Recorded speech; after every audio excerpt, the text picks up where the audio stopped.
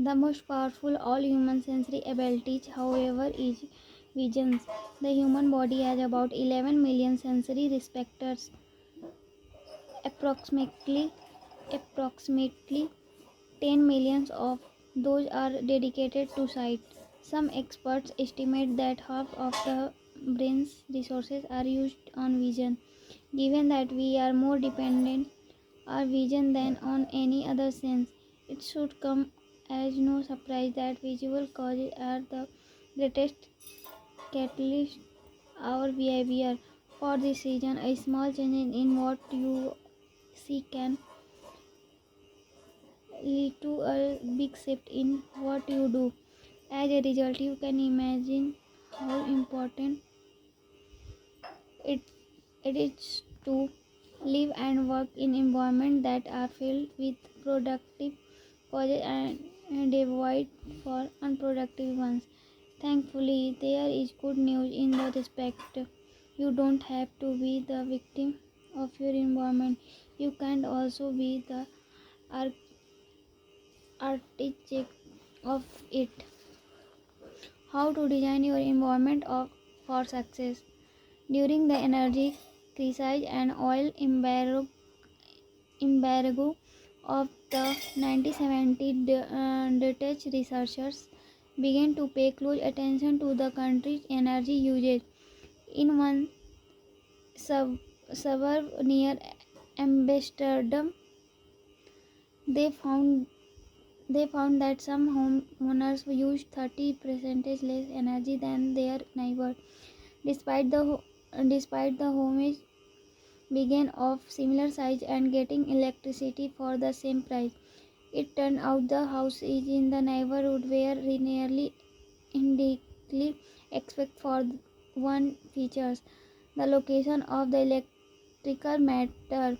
Some had one in the basement, others had an electrical meter upstairs in the main hallway. As you may guess, the homes with the meters located in the main hallway used less electricity. When their energy use was obvious and easy to track, people changed their behavior. Every habit initiated by a cue, and we are more likely to notice cues that stand out. Unfortunately, the environment where we live and work often make it easy not to do certain action because there is no obvious cue to trigger the behavior. It's easy not to practice the guitar when it tucked away in the closet. It's easy not to read a book when the bookshelf is in the corner of the guest room. It's easy not to take your vitamins when they are out of sight in the partner. When the cues that spark a habit are stubble or hidden, they are easy to ignore. By comparison, creating obvious visual cues can draw your attention toward a desired habit. In the early 1990s, the cleaning staff at Schiphol Airport in Amsterdam installed a small sticker that looked like fly near the center of its urinal. Apparently, apparently, when men stepped up to the urinals, they aimed for what they thought was above. The stickers improved their aim and significantly reduced spillage around the nerve. Future analysis determined that the stickers cut bathroom cleaning cost by 8% per year. I have experienced the power of obvious cues in my own life. I used to buy apples from the store, put them in the crisper in the bottom of the refrigerator, and forget all about them. By the time I remembered, the apples would have gone bad. I never saw them, so I never ate them. Eventually, I looked my own advice and redesigned my environment. I bought a large display bowl and placed in the middle of the kitchen counter.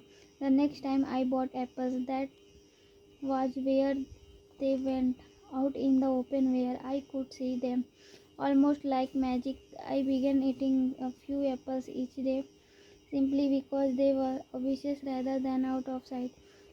Here are a few ways you can redesign your environment and make the uses of your preferred habits more obvious.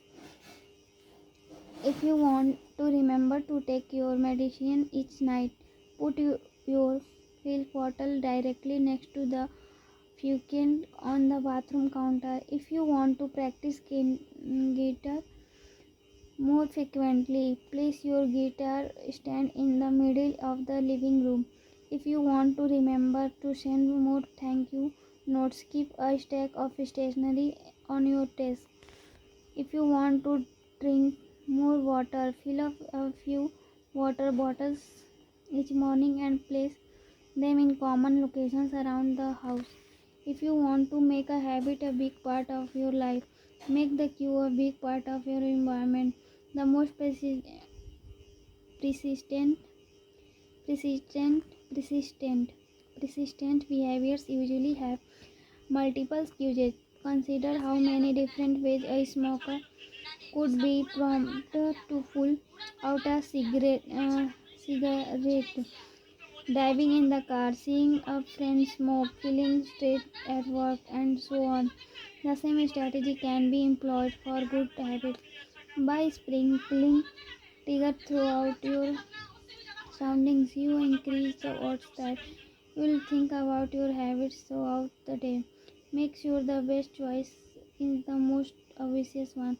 Making a better decision is easy and natural when the cues for good habits are right in front of you.